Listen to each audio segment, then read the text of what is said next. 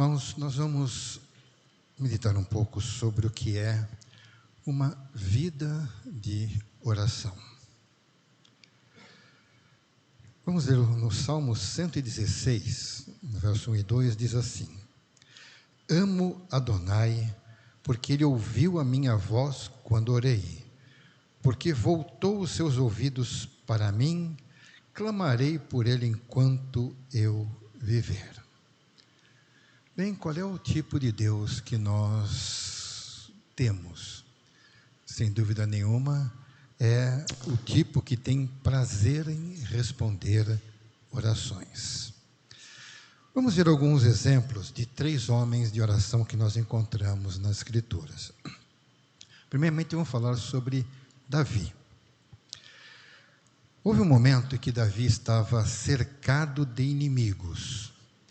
Shaul, então o rei de Israel, os filisteus, os amalequitas que invadiram Ziclag e levaram um espólio. Nós temos ali um texto que descreve isto, está em 1º livro de Samuel 30, versos 7 a 8, que diz que esses inimigos invadiram essa região, essa cidade, e levaram não somente os despojos, ou seja, tudo que eles tinham, os objetos, as riquezas, ainda levaram as esposas, os filhos dos seus 600 seguidores que moravam naquela cidade, que estavam com ele na sua luta.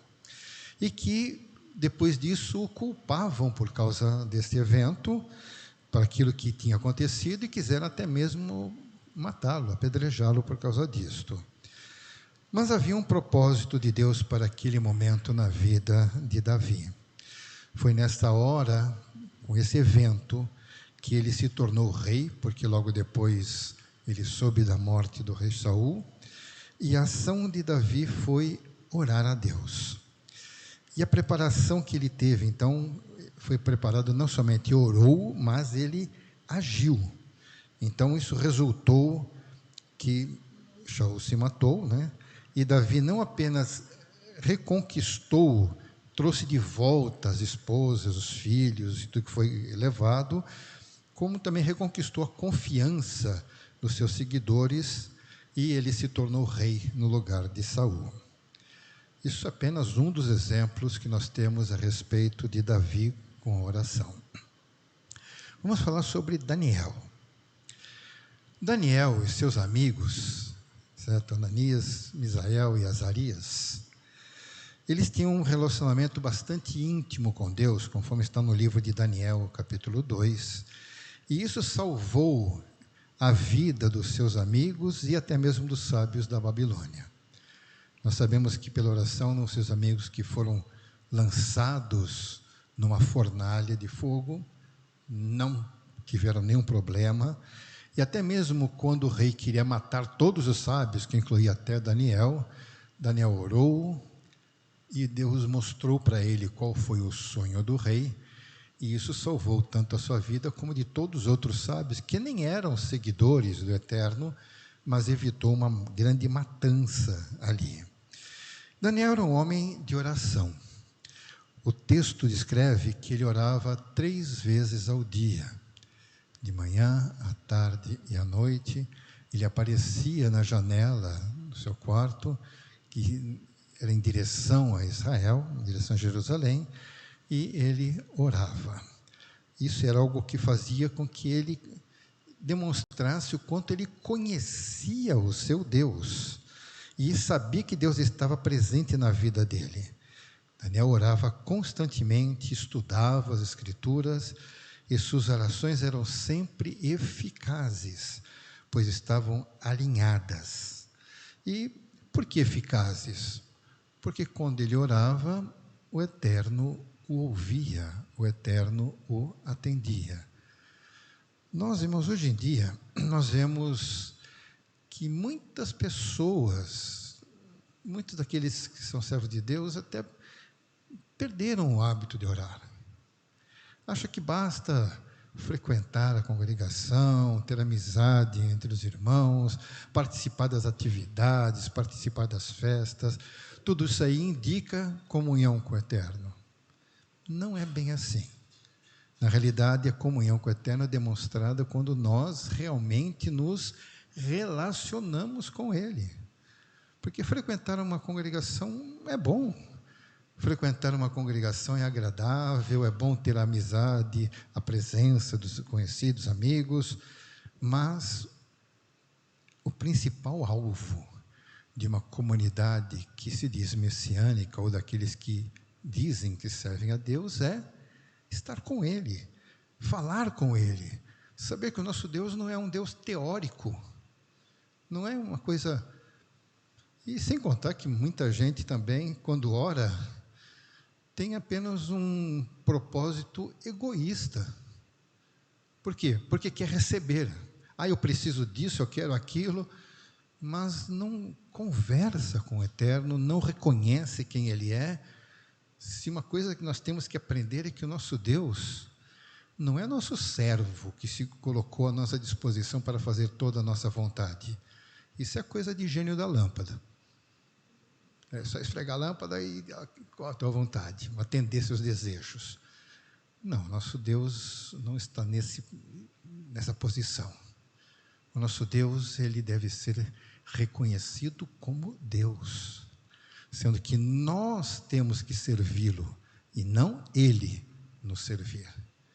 Hoje em dia as pessoas querem determinar o que Deus tem que fazer, um monte de coisas. Mas nós vamos ver pelos exemplos bíblicos que essas pessoas oravam porque tinham afinidade com o Eterno. Coisas bastante interessantes. Bem, Deus respondia a Daniel, Deus revelou os sonhos do rei para Daniel, Deus livrou-os da morte. Isso foi mais de 3 vezes, e Deus revelou seus planos para o futuro. Daniel recebeu instruções a respeito de coisas do futuro que ele mesmo nem entendeu, mas deixou registrado para nós sabermos que o nosso Deus, quando Ele planeja fazer uma coisa, Ele faz. Ele não diz apenas e faz de conta que vai fazer, ou quem sabe pode acontecer, não. Quando Ele estabelece alguma coisa, porque nosso Deus é o único que pode determinar, não nós. Então, quando Ele determina alguma coisa, Ele faz. Então, vamos ver um pouco das coisas que nós temos que entender, que precisamos ter o conhecimento do caráter de Deus. Nós falamos muito no caráter das pessoas. Pois bem, Deus também tem um caráter. Então, primeiramente, nós sabemos que Ele responde orações. Realmente, Ele se dispõe a fazer isso. Por quê? Por misericórdia. Porque Ele está realmente disposto a estar próximo de nós. Ainda que nós somos tão pequenininhos, tão insignificantes, realmente somos significantes diante do que é o nosso Deus. Porém, Ele nos criou e nos deu vida, porque Ele quer fazer isso, Ele quer estar junto de nós. Então, nos deu a oportunidade de querermos também estar com Ele. Então, lá em Jeremias 33, diz assim: clame a mim, e eu responderei, cantarei a você e contarei para vocês grandes coisas, coisas escondidas das quais você não foi informado. Se tem uma coisa também que nós vamos aprender do nosso Deus, é que Ele é o único que pode responder a certas coisas. É curioso que na mente filosófica das pessoas, então surge aquela questão que o pessoal fala tanto e que às vezes não encontra resposta, né? Aquele dilema, de onde eu vim, para que eu vim, para onde vou. Eu acho que todo mundo já passou por um momento desse, porque olhando apenas a nossa vida, nós não vamos entender isto, não vamos alcançar essa resposta, porque se for analisar o propósito, nasceu, cresceu, estudou, trabalhou, constituiu família, tudo, o tempo passou, ficou velho e morreu, e que adiantou? Há milhares de anos, isso acontece na vida das pessoas. Milhões e milhões de pessoas já nasceram, passaram por tudo isto, Foram crianças, jovens, adolescentes, jovens, adultos, depois velhos, morreram e nós nem sabemos que eles existiram. Por quê? E o que adiantou a vida deles aqui? O que adiantou a existência deles? Deu sequência. Tá, e daí? E o que significou para aquela pessoa que já existiu e já morreu? Nós somos descendentes, nós somos descendentes dele, mas o que significou para ele? O que adiantou ele ter descendentes? Pois bem, nós não somos criados só para isso, só para viver, existir e acabou. Tem mais. Nosso Deus planejou algo muito mais importante. Ele quer se relacionar. E Ele é quem vai nos dizer o propósito da nossa existência. Por isso que está escrito nesse texto, na palavra que veio para Jeremias: clame a mim e eu responderei.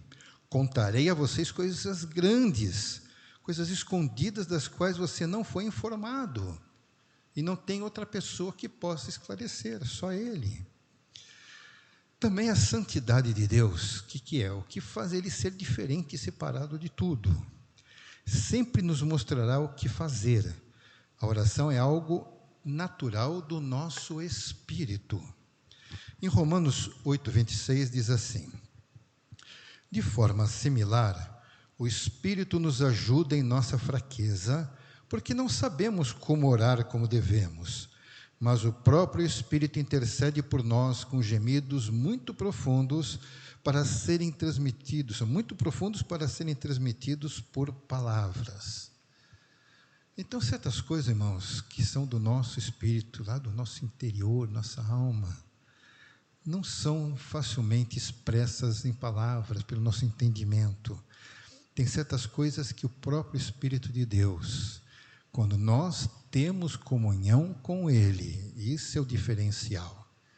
Porque tem muita gente que ora, eu já vi documentários, estudos, vocês já devem ter visto, como a oração faz bem. Já viram isso?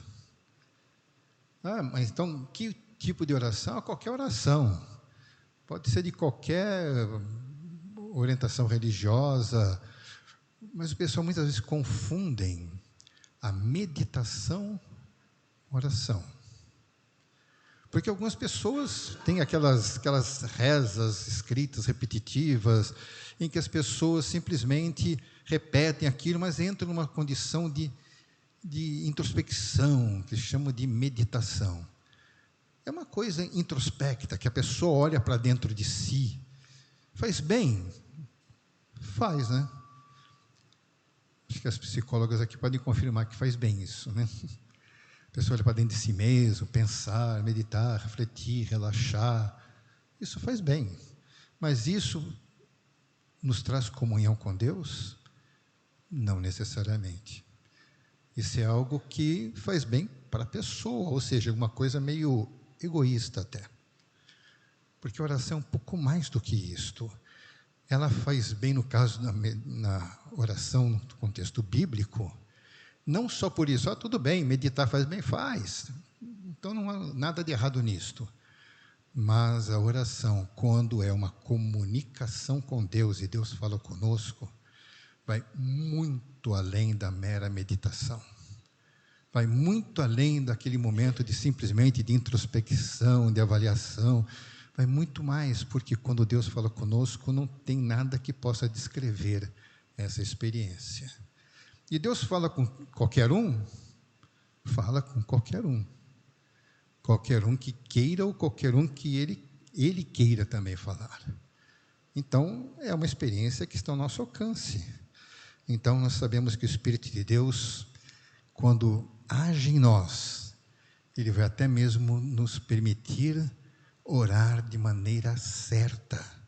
Orar naquilo que nós realmente está ligado com a vontade de Deus. Porque um texto que nós encontramos aqui é que nós não podemos orar por qualquer coisa que Deus atende e qualquer coisa não. Existe oração que Deus não atende. Então se Deus não atende, por que... Bem, orar errado vai ter resposta falha. Então, como é o certo?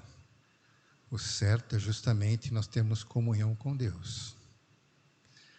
Tem uma oração que Deus sempre vai ouvir. Sempre. É quando uma pessoa reconhece o seu pecado e pede perdão. É sincero, o Eterno vai ouvir. O perdão Ele concede, sim. É um milagre? É um grande milagre Deus nos perdoar das nossas falhas, sem dúvida nenhuma. Mas outras orações, principalmente quando ela tem um aspecto mais egoísta, Ele pode não responder. Se é só para nosso deleite, só para o nosso prazer, e não tem uma finalidade de edificação, que seja realmente útil para nós, para a nossa vida e a vida de outras pessoas, Ele simplesmente vai ignorar. Nós vamos perder tempo de orar, pensar, meditar e dizer que oramos, e Deus não vai responder. Então, temos que alinhar a nossa oração com a vontade do Eterno, com o propósito dEle.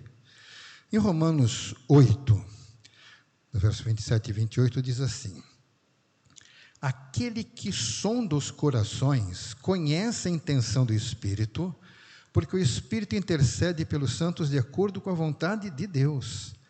Sabemos que Deus age em todas as coisas para o bem daqueles que o amam e dos que foram chamados de acordo com o seu propósito. Ou seja, não é a oração de qualquer pessoa que Ele vai atender, não. Que Ele vai sequer dar atenção. É necessário que realmente nós estejamos em afinidade com Ele. Por isso que Yeshua deixou claro uma coisa, qual é a melhor maneira de orar? A melhor maneira de orar é de joelhos,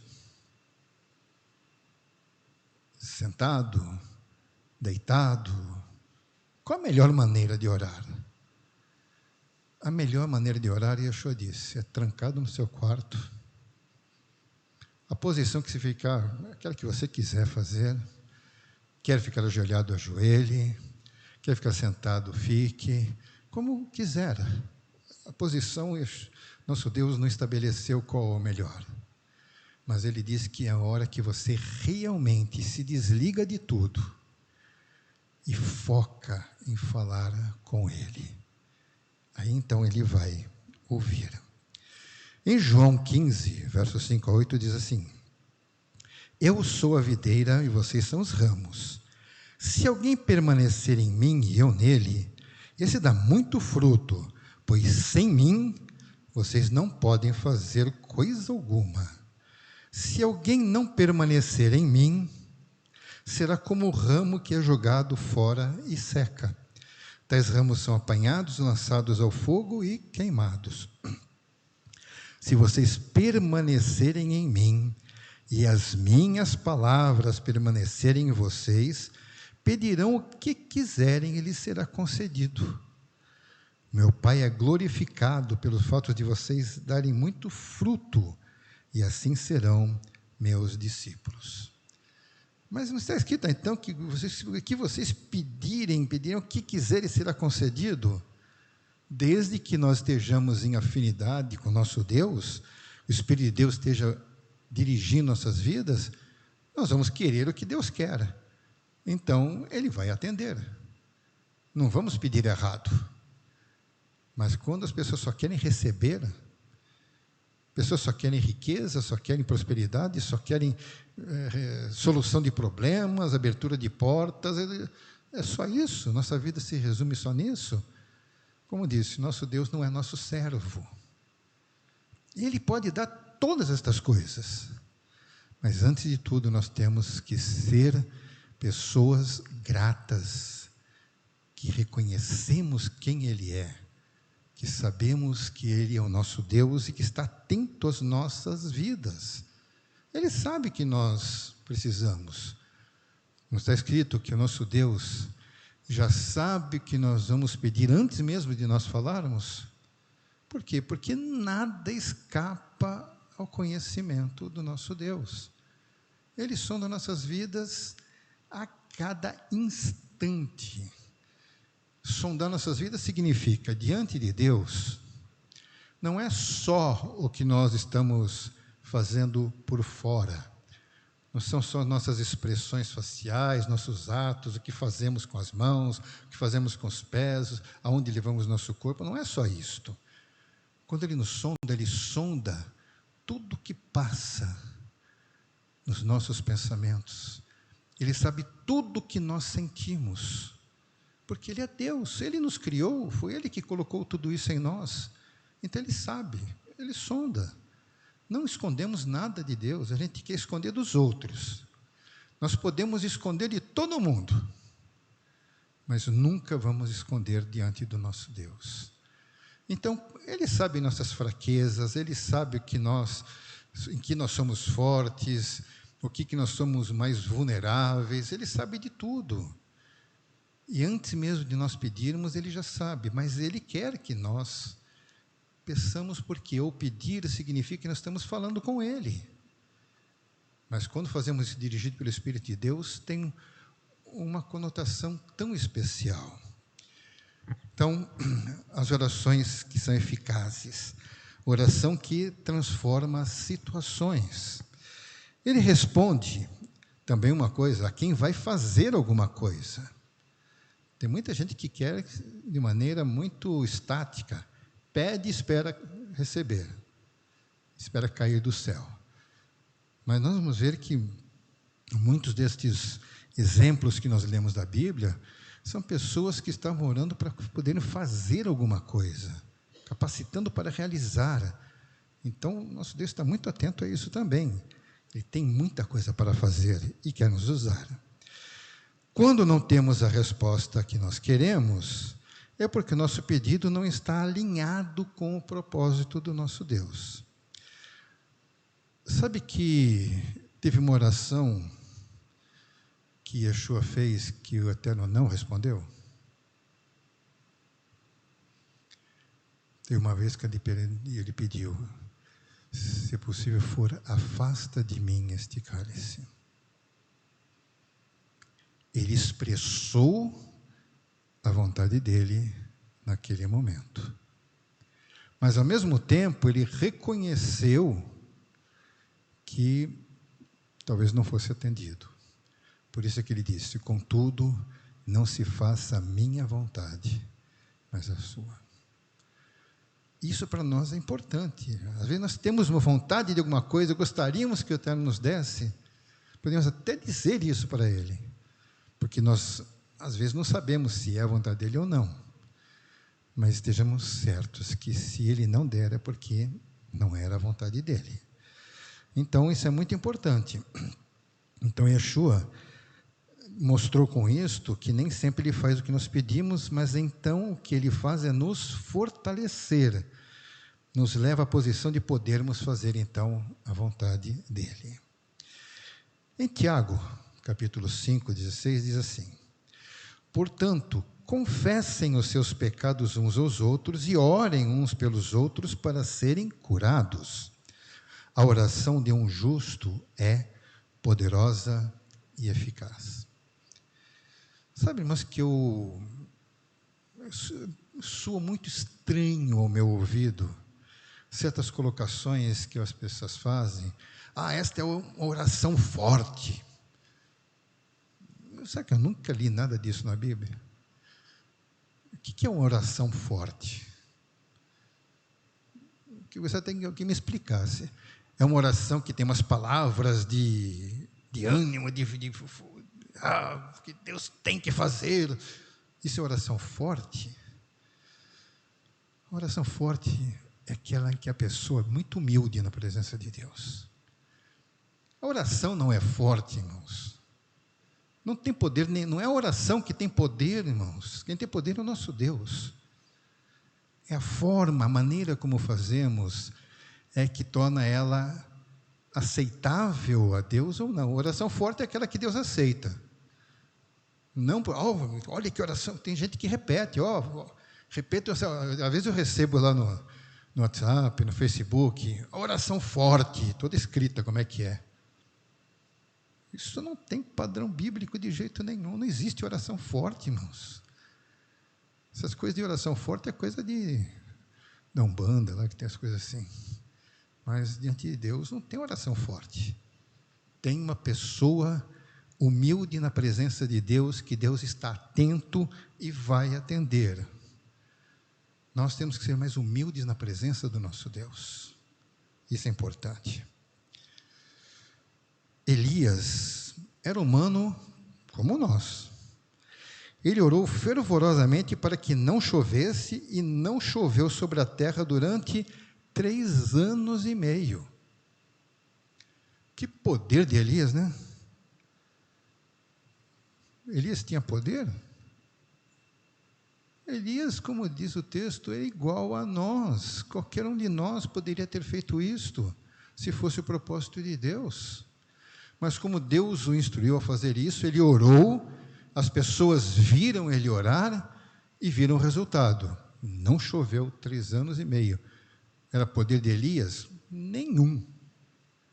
Mas o Deus a quem Elias se dirigiu era poderoso para fechar a torneira do céu e não cair uma gota sequer. Então era muito importante entendermos isto. Agora, ele orou outra vez, e o céu enviou chuva e a terra produziu os seus frutos. O poder de Elias para abrir as chuvas. Ele pediu, ele não mandou Deus fazer, ele pediu. E aí sim, Deus abriu as portas dos céus, as janelas, abriu a torneira, e a chuva voltou normal, de maneira que ela agora fez a terra produzir o que era para produzir. Muito importante isto. Entrar numa vida de oração é entrar no relacionamento profundo de amor com Deus. Isso é importante. O coração de intercessor é um coração de amor. Porque o que é intercessão? Intercessão é quando nós oramos por outras pessoas que não seja por nós mesmos. Vou orar para uma pessoa ficar rica porque assim eu recebo benefício. Não. Oração de interesse é complicado. Mas quando você olha uma pessoa e você se compadece, e você vê que aquela pessoa precisa receber da misericórdia de Deus, então você vai fazer a intercessão. Você vai pedir por outra pessoa que não seja você. Então você vai também, de maneira humilde, suplicar. Irmãos, oração que não seja um pedido, uma súplica, Deus não vai ouvir, porque Deus não obedece ordem. Tenho visto pessoas que me dá até arrepio, quando essas pessoas começam a querer mandar em Deus, como se Deus fosse obrigado a fazer alguma coisa. Irmãos, Deus não é obrigado nem nos perdoar. Ele não é obrigado a fazer nada. Ele faz porque Ele quer, não porque alguém impôs, ou obrigou, ou ordenou. Então, ordenar a Deus fazer alguma coisa, meus irmãos, tenho visto algumas pessoas assim, determina. Onde é que está na Bíblia? Se você procurar, irmãos, pelas palavras, pega uma Bíblia, no computador mesmo, e digite a palavra determinar. Veja se alguma vez um ser humano determinou alguma coisa na Bíblia. Nunca, nenhuma pessoa determinou nada. Mas essa palavra vai aparecer? Vai. Mas quando Deus determina alguma coisa, Ele determina, não nós. Então é muita arrogância. Pior, tem gente que ensina que deve ser falado assim. Deus não podemos determinar nada para Deus. Então nós temos que pedir, implorar a misericórdia de Deus. Você quer realmente que Deus olhe para você? implore, peça, não ordene, não seja arrogante, não deixe que te ensinem errado. Isso é uma coisa muito importante. Então, por isso que o texto diz aqui, no Salmo 116, 1:2, que diz assim, o que Davi disse: amo Adonai, porque ele ouviu minha voz quando orei. Porque voltou seus ouvidos para mim, clamarei por ele enquanto viver. Porque ele usou de misericórdia, ele me deu atenção. Receber a atenção de Deus é um privilégio maravilhoso, irmãos. Olha só, Deus deu atenção para o que eu falei, isso é Deus.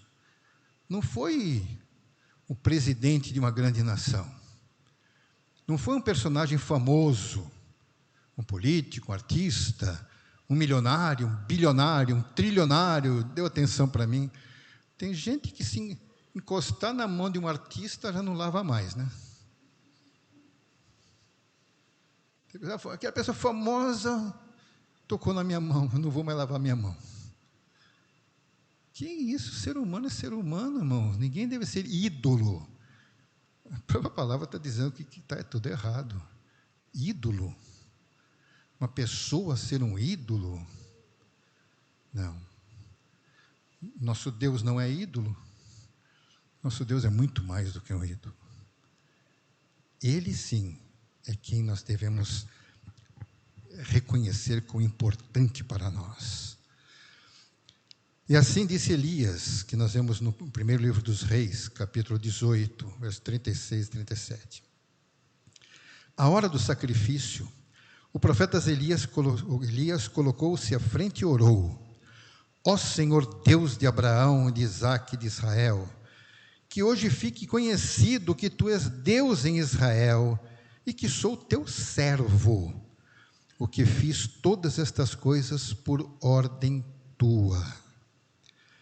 Responde-me, ó Senhor, responde-me para que este povo saiba que tu, ó Senhor, és Deus e que fazes o coração deles voltar para ti. Quando Elias, enfrentando os profetas de Baal, cheio do povo de Israel em volta para assistir aquela briga, um profeta do Eterno e mais de 400 de um falso Deus. Profetas de um falso Deus. Bem, não adianta nós queremos fazer alguma coisa se não for da vontade do Eterno. Mas, nesse contexto, olha só, ele fez um desafio que, humanamente falando, seria impossível. Fizeram um altar de pedras, colocaram lenha, colocaram um cordeiro que foi sacrificado para isso, certo? E o propósito era: ore para que ninguém vai atacar fogo nisso, não. O que for Deus, Ele mesmo vai mandar fogo do céu para queimar a oferta. Bem, os profetas de Baal fizeram o altar, colocaram ali o seu animal sacrificado e começaram a clamar ao seu Deus. E pulavam, e se cortavam, e gritavam, e choravam, e ficaram ali horas, horas e horas. E a única coisa que juntou ali naquele animal sacrificado foi mosca. Porque não aconteceu nada. Aquele animal ficou ali, ia ficar ali até estragar, apodrecer, e não ia acontecer nada, porque nem sequer deu uma esquentadinha em cima deles. Mas quando Elias montou um outro altar, ele fez como o Eterno tinha mandado, com pedras sem serem lavradas, montou aquelas pedras, botou ali a lenha, botou ali o cordeiro, e ainda mandou jogar água na lenha. Mandou jogar água, ficou aquela lenha molhada ainda. Significa que nem que alguém levasse uma tocha ali, aquela lenha não ia acender. E ele falou pouco. Ele não precisou fazer uma bela oração, cheia de palavras rebuscadas e abrindo seus braços, falando eloquentemente. Não, ele não falou nada disto.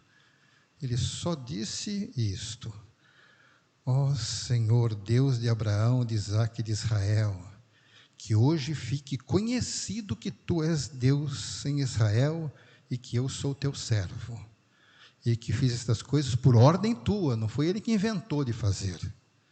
Responde, meu Senhor, responde para que esse povo saiba que tu és Deus, tu és o Senhor, és Deus, e que fazes o coração deles voltar-te para ti.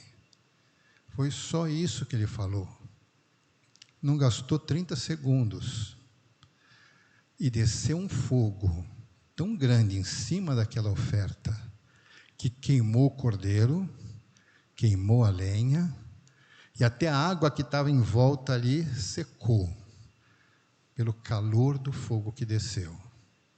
E o que aconteceu com aquelas pessoas? Aquele povo de Israel, que já nem sabia mais que Deus era Deus, de repente viram: o Deus de Elias é o Deus de Israel. Aí sim eles entenderam. E aqueles profetas? Eles estão enganando a gente há muito tempo, mata todo mundo. São mentirosos, estão nos afastando do eterno. Então, foi o que aconteceu. Por que Deus atendeu a oração de Elias? Primeiro, porque ele pediu, ele orou, ele suplicou, não era para engrandecimento dele. Que ele sabe que eu sirvo ao Senhor, mas que o teu nome seja engrandecido. Aí Deus ouve e fez algo extraordinário que ninguém poderia fazer por si mesmo.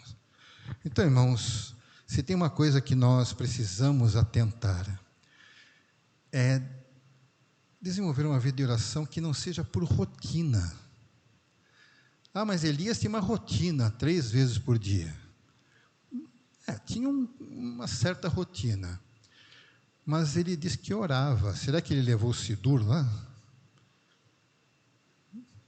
Nesse tempo não existia Sidur. O que ele tinha, que ele conhecia o Deus de Israel. Ele tinha comunhão com o Deus de Israel. Ele falava. O que ele falava? Eu não sei. Ele conversava com Deus. Então ele falava e Deus falava com ele. E ele teve oportunidades maravilhosas. Só de entender aquele sonho esquisito que o rei teve, era uma coisa muito especial. E depois Deus começou a falar para ele as coisas que iam acontecer no futuro. Deus falou com ele, ele ouviu Deus.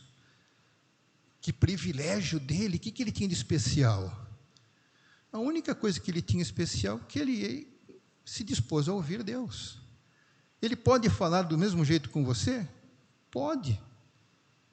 Tem algum impedimento? Para Deus, não. Então, irmãos, se tem uma coisa importante para nós, que valoriza até mesmo a celebração do seu date, é ter comunhão com Deus, sermos humildes na presença do Eterno, sabendo que Ele quer falar conosco e Ele quer abençoar. Mas não aceite que te ensinem a ser arrogantes na presença do Eterno. Sejamos muito humildes, nos coloquemos de maneira submissa diante de Deus, para que o nome dEle seja glorificado, e nós vamos ver grandes coisas acontecerem. Por isso, irmãos, que quando nós oramos, nós temos que confiar que Ele vai responder, porque nós buscamos a direção de Deus nisto. Vamos nos dedicar mais à oração, irmãos. Ser messiânico não é só dizer que é messiânico. Ser messiânico não é só guardar o Shabat. Ser messiânico não é só não comer carne de porco. Ser messiânico é ter comunhão com Deus e querer fazer aquilo que Deus quer que você faça. Pode ser que Deus cobre de você o que não vai cobrar de mim. E pode ser que Deus cobre de mim alguma coisa que não vai cobrar de você. Mas como é que você vai saber disto? Ele vai falar com você. E como é que você vai ouvir? Se orar. Então, dedique-se mais a orar. Dedique-se mais a buscar a presença de Deus. Ele, sem dúvida, fará diferença na sua vida.